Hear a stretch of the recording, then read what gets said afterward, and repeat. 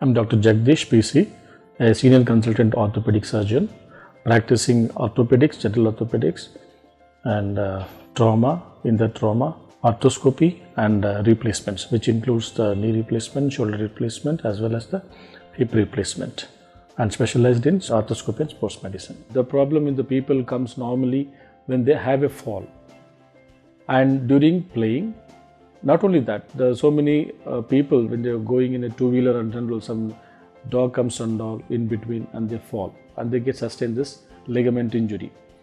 So this ligament injury, when they come, they will have a huge swelling will be there in the knee joint. That is, the swelling is the blood clot. So when the blood clot is, it will be very painful, and the condition which they develop, it will be very tight.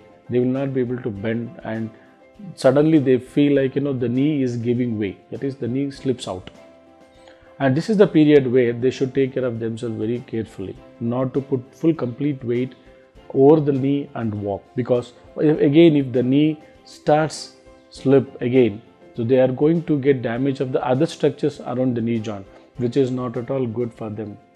If this is in acute stage, that means then if it is a recent injury. Some patients, they do come, they have an old injury, already the ligament is torn. So those patients, they will be adopted by doing some exercises and they will be able to walk, but at the cost of again injuring to the knee joint, which can damage the other structures if it happens again.